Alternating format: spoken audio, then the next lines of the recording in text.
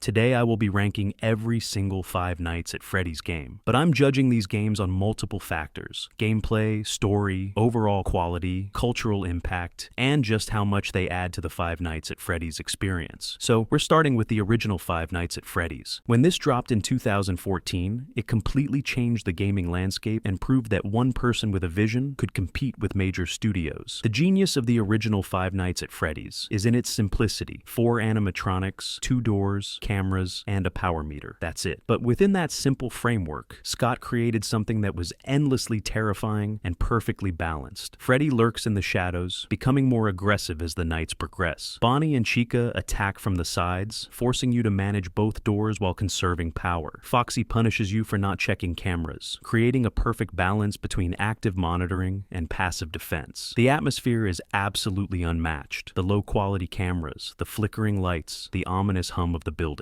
Everything works together to create this sense of isolation and dread. What really makes this game special is how it launched one of the biggest franchises in gaming history. The lore foundation it established with the missing children, the bite of 87 references, and the mysterious phone guy created a mystery that players are still unraveling today. The game is still genuinely scary and challenging even after all these years. The mechanics have aged beautifully, and new players can still experience that same terror that made it famous. It's iconic, terrifying, and absolutely one of the best. I'm giving this one an A tier. Now Five Nights at Freddy's 2 takes everything that made the original great and cranks it up to 11. This sequel removed the doors entirely and threw you into controlled chaos with twice as many animatronics and multiple new mechanics to master. The toy animatronics brought the mask system, while the withered classics required different strategies entirely. Foxy got a complete rework that made him more unpredictable. The puppet introduced the music box mechanic that creates constant background pressure. You're constantly switching between cameras, managing the music box, flashing the hallway, and putting on the mask. The multitasking required is intense. You need quick reflexes, perfect timing, and the ability to prioritize threats in real time. It's fast-paced and incredibly challenging, creating a frantic experience that's completely different from the calculated tension of the original. The lore expansion was also significant. The introduction of the puppet, deeper exploration of the missing children incident, and the backstory revealed through newspaper clippings added crucial pieces to the mystery without over-explaining everything. However, Five Nights at Freddy's 2 also introduced some problems that would affect later entries. The sheer amount of simultaneous threats can feel overwhelming rather than challenging. Some players find the experience too chaotic, preferring the more methodical approach of the original. The difficulty spikes can feel unfair at times, especially on later nights when RNG plays a bigger role in success. The game is undeniably well made and influential, but the chaotic nature and occasional unfairness prevent it from reaching the same level as Five Nights at Freddy's. So, I'm giving Five Nights at Freddy's 2 B tier. Now, Five Nights at Freddy's 3. This game attempted something completely different, reducing the threat count to focus on atmosphere and a single, terrifying antagonist. Instead of managing multiple animatronics, you're dealing with Springtrap while managing failing systems and phantom encounters. Springtrap is genuinely one of the most terrifying characters in the franchise. The audio lure system added strategic depth that was new to Five Nights at Freddy's. You could actively manipulate his position rather than just reacting. The phantom animatronics served as effective disruptions that would crash your systems. Ventilation, audio, cameras, creating cascading problems. The mini-games between nights revealed crucial backstory about Purple Guy and the fate of the original animatronics. However, the game also had significant problems that divided the fan base. The system management often felt more tedious than scary. The random nature of phantom encounters and system failures sometimes made success feel luck-based rather than skill-based. Once you understood Springtrap's patterns, the challenge diminished considerably. Many players found the experience less engaging than did previous entries, calling it boring compared to the constant action of Five Nights at Freddy's 2 or the perfect balance of the original. This game is honestly mid and pretty boring. I give it a D tier. Five Nights at Freddy's 4. This one was the most radical departure in the franchise up to that point, abandoning cameras and doors entirely in favor of pure audio-based horror. Playing as a child, dealing with literal nightmares in their bedroom bedroom was a brilliant concept that should have been terrifying. The nightmare animatronics were absolutely horrifying. Genuine monsters with massive teeth, claws, and proportions that defied logic. The audio mechanics were innovative, requiring you to listen for breathing at doors and movement throughout the house. When Five Nights at Freddy's 4 worked, it was genuinely the scariest game in the franchise. The tension of walking up to doors and listening for threats was unlike anything that came before, especially when you're playing with Nightmare. The plush trap minigame was also great, providing variety and breaking up the pacing perfectly. However, Five Nights at Freddy's 4 had serious accessibility and design issues that significantly hurt its reception. The breathing sounds were often difficult to distinguish from ambient noise, especially for players with hearing difficulties or those in noisy environments. This created frustration rather than fear. The game also suffered from what many considered unfair difficulty and randomness. Success often felt more dependent on luck than skill, with audio cues that were too subtle or inconsistent. The precise timing required was punishing in ways that felt cheap rather than challenging. Many fans love Five Nights at Freddy's 4 for its horror approach, but just as many criticize it for being unfairly difficult and overly dependent on perfect audio recognition. The accessibility issues and randomness prevent it from being universally loved. So, I'm giving this one a C tier. For special delivery, this game is kind of a unique game from the rest. Man, I remember playing this game. It was actually really fun. Well, at least for me. It's sad to see it got shut down, but anyway, Special Delivery was an ambitious attempt to bring Five Nights at Freddy's to mobile devices using augmented reality technology. The concept was genuinely innovative. Having animatronics appear in your real environment through AR was terrifying when it worked properly. The difficulty of this game is really not that bad. You just need to look around your room. And if the animatronics start running towards you, you just shock them. But still, there are some animatronics that are more difficult to neutralize because they come with different mechanics, which, honestly, I'm not going to explain right now. The core gameplay was simple but effective. You'd track animatronic approach through audio cues and environmental effects, then shock them when they charged. The encounters were intense and brief, perfect for mobile gaming sessions. Not to mention that the encounters are pretty short with the animatronics, so it's not like you're dealing with extended periods of stress. The social elements were actually pretty cool too. Players could send animatronics to each other, creating this community-driven experience that extended beyond just individual gameplay. This multiplayer aspect was unique for Five Nights at Freddy's, and had potential to create lasting engagement. However, comparing this game to the others, it's really not that challenging. The encounters might be scary in the moment, but they're over quickly and the mechanics are straightforward once you get the hang of them. But Special Delivery was plagued by lots of technical problems that ultimately led to its shutdown. The AR functionality was inconsistent across different devices, making the experience frustrating for many players. Some phones couldn't run the game properly, while others had tracking issues that broke immersion. The monetization model was also highly problematic. The gacha-style loot boxes and premium currency felt exploitative, and contrary to FNAF's typically fair pricing. Players felt pressured to spend money to access content that should have been available through gameplay. But this game was pretty trash when you compare it to all the Five Nights at Freddy's games, so Special Delivery is an F tier.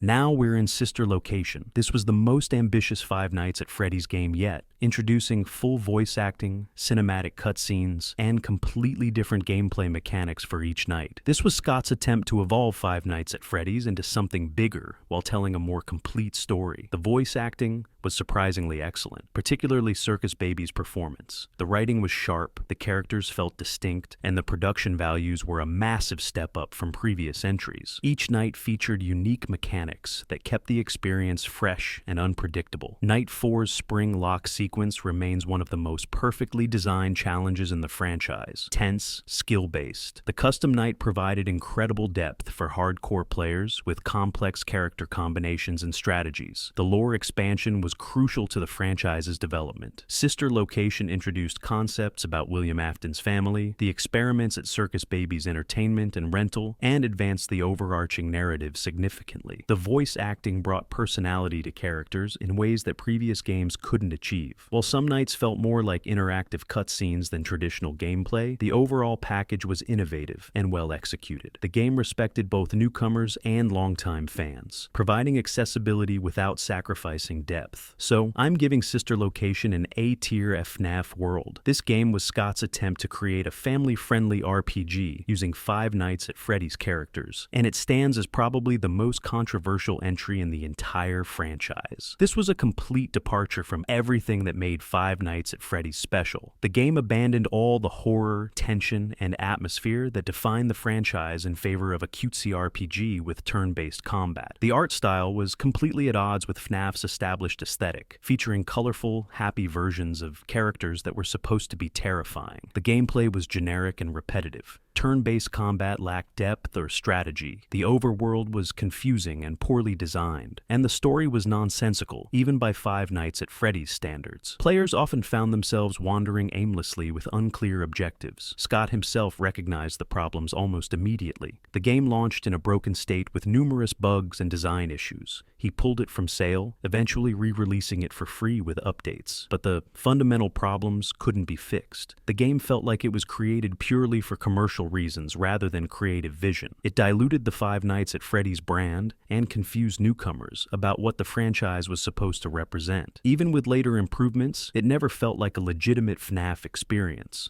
The community was overwhelmingly negative, with most fans viewing it as the black sheep of the series. Despite later patches attempting to address issues, it never got better. Five Nights at Freddy's World belongs in F tier. Pizzeria Simulator. This game was one of the most creative entries in the franchise, combining business simulation with survival horror in an unprecedented way. The tycoon elements were surprisingly deep, with meaningful decisions about decorations, equipment, and layout that affected both profits and danger levels. The integration between business management and horror was brilliant. Cheap items increased animatronic attraction risk, while expensive security measures provided protection but hurt profits. Every purchase had consequences that played out in the survival segments. The survival portions were well designed, requiring patience and strategic resource management. The heating, noise, and motion mechanics created interesting decisions about when and how to act. The story integration was excellent, concluding major plot threads while introducing new mysteries. The game served as a satisfying conclusion to several storylines, while proving that Five Nights at Freddy's could successfully incorporate completely different gameplay genres. When everything worked together, it created a unique experience unlike anything else in gaming. However, Pizzeria Simulator was more experimental than traditionally scary. The business simulation, while innovative, sometimes felt disconnected from the horror elements. The pacing was slower, which some players found less engaging than traditional Five Nights at Freddy's gameplay. The learning curve was also steep, between systems that weren't always clearly explained. Some players found the true ending requirements frustrating, but giving Pizzeria Simulator B-tier Ultimate Custom Night, this game is exactly what it sounds like. A game that has every single animatronic from the previous games all in one night. Now, obviously, you can choose how many of them are going to be in your night, but come on. This is basically Five Nights at Freddy's on steroids, with 50 different animatronics, each with their own unique mechanics that you can customize and combine in countless ways. This was Scott's ultimate love letter to dedicated fans. The technical achievement of making all these different character mechanics work together without completely breaking the game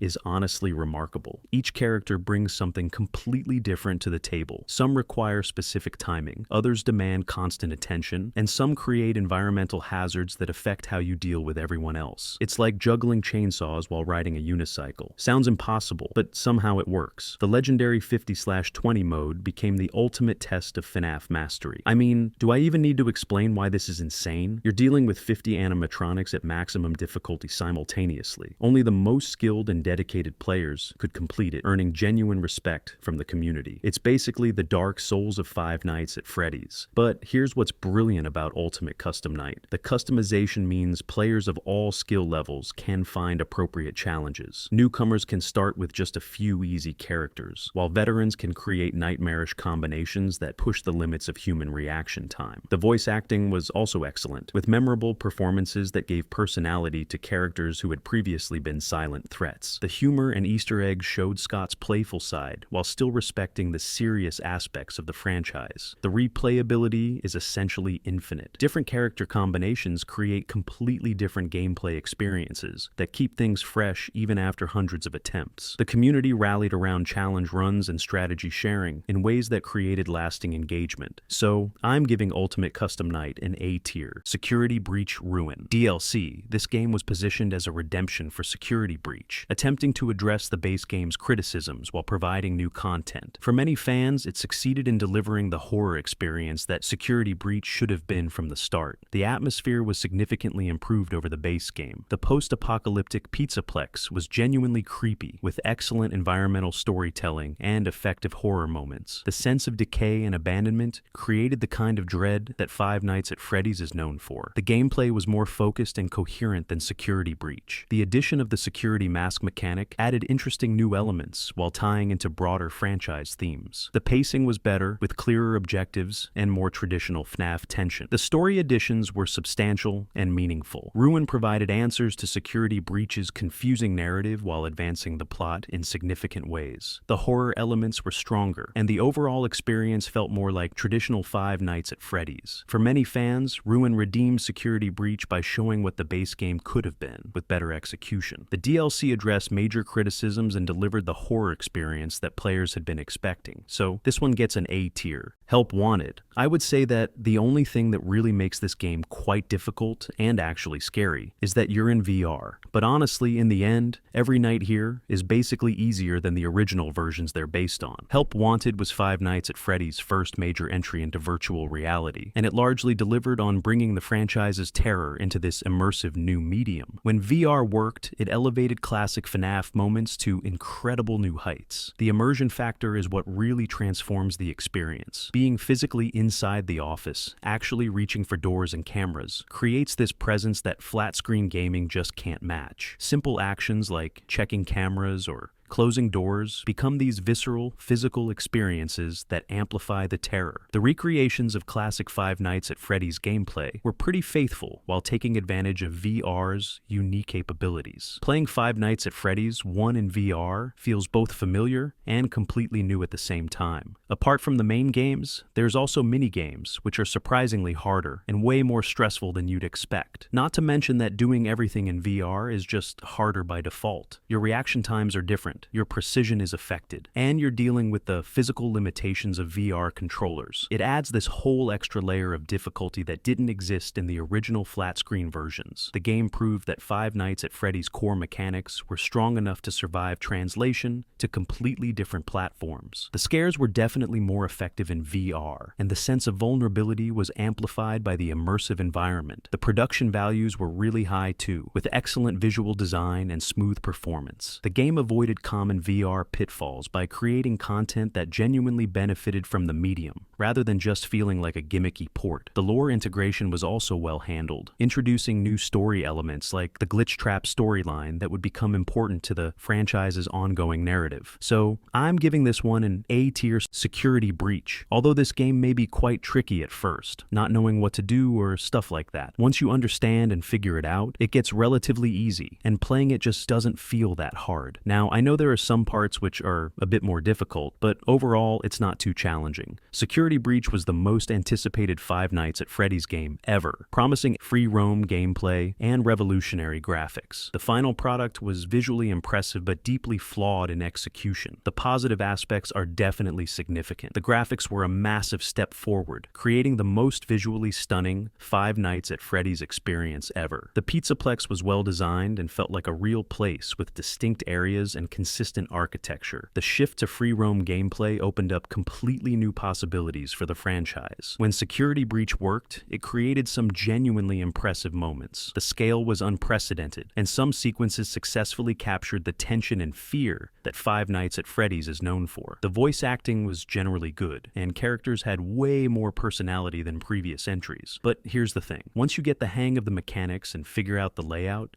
the game becomes much more manageable than traditional Five Nights at Freddy's games. You've got hiding spots everywhere, save stations all over the place, and multiple ways to avoid danger. Unlike classic Five Nights at Freddy's where you're trapped and helpless, Security Breach gives you agency and tons of options. However, the problems were substantial and numerous. The game launched in a nearly broken state with countless bugs, soft locks, and progression issues. Basic functionality like saving and loading was unreliable, making completion difficult or impossible for many players. The game suffered from a serious identity crisis. It couldn't decide whether it wanted to be traditional FNAF or something completely different, resulting in an experience that satisfied neither approach. The horror elements were diluted by action-adventure gameplay, while exploration was hampered by FNAF's traditional limitations. The AI was inconsistent and often broke immersion. Animatronics would ignore players when they should attack, or spot them from impossible distances. The stealth mechanics felt unpolished and frustrating rather than tense. The story was confusing and poorly paced, with important plot points hidden behind obscure secrets. The multiple endings felt disconnected from the main narrative, and the game raised more questions than it answered. So I'm giving this one a C tier. Help Wanted 2, the most recent VR Five Nights at Freddy's game. It comes with new challenges. Some of them you need to be careful with, some of them you need to be alert, just like Help Wanted, you know? There's some new levels to beat, but I wouldn't say that they're that difficult either. Help Wanted 2 continued the VR Five Nights at Freddy's experience with improved technology and new content designed specifically for virtual reality. Building on the foundation of the original, this sequel attempted to push VR FNAF forward while maintaining the quality that made the first game successful. The technical improvements were definitely notable. Performance was more stable, tracking was more reliable, and the overall polish was better than the original Help Wanted. The new content felt more original and less like adaptations of existing games, showing real growth in understanding how to create content specifically for VR. Besides that, you're still doing everything in VR, so it's always going to be harder to use the controls and stuff like that. So therefore, I'm going to put Help Wanted 2 in the same category as I did for Help Wanted. The VR factor automatically makes things more challenging just by nature of the medium. The mini-games were more varied and took better advantage of VR's unique capabilities. Activities felt natural and intuitive, creating the kind of immersive experiences that VR excels at. The integration with FNAF's larger narrative was also improved, feeling more connected to the ongoing storyline. The game successfully built on what worked in the original, while addressing some of the previous entry's limitations. The content felt more substantial and purpose-built for the VR medium, rather than adapted from other sources. However, the fundamental limitations of VR gaming persisted. Hardware requirements still limited accessibility, and the content scope felt somewhat limited compared to mainline entries. While competent and enjoyable for VR enthusiasts, it didn't break significant new ground. The game functioned well as a strong follow-up that delivered solid VR content without revolutionizing the medium or franchise.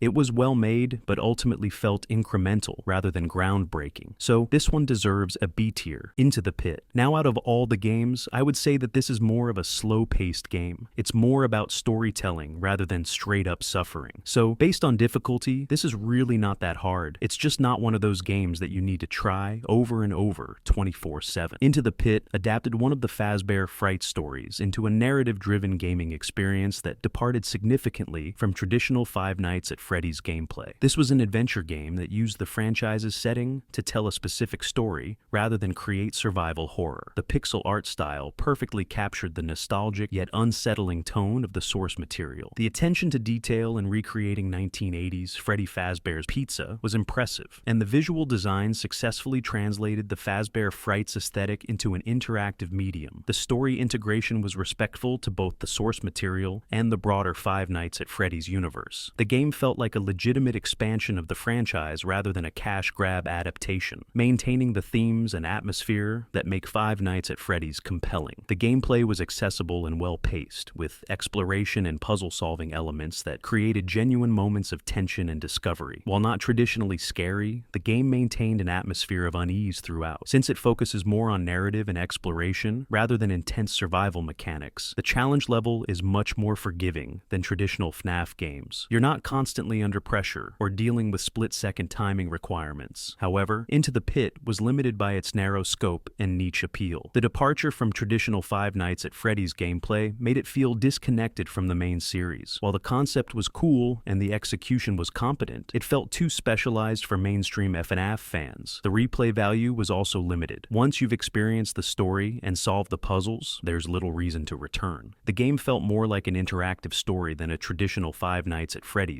experience with lasting gameplay appeal. So this one belongs in C tier. Secret of the Mimic. This game represents the latest entry in the Five Nights at Freddy's franchise, arriving with significant hype due to its focus on the Mimic character and promises of major lore revelations. The game attempts to advance the franchise's storyline while incorporating elements from recent developments in the FNAF universe. The game's strongest aspects lie in its lore contributions and connection to ongoing FNAF storylines. The focus on the Mimic character provides opportunities to explore one of the franchise's more recent and intriguing additions. The production values are solid, showing continued evolution in the franchise's technical capabilities. However, the game has received mixed reactions from the community. Some players are split on the gameplay mechanics, finding them either innovative or frustrating depending on their preferences. The ending has also been divisive, with some fans loving the lore revelations, while others feel disappointed by the direction. The game represents an attempt to balance fan service with narrative progression, but not all players feel this balance was successful. While hyped and rich in lore content, the execution has created division within the fan base about its overall quality and contribution to the franchise. So, this one gets B tier. So, there we have it. Every major FNAF game ranked. If you enjoyed this video, make sure to subscribe and watch one of the videos on the screen.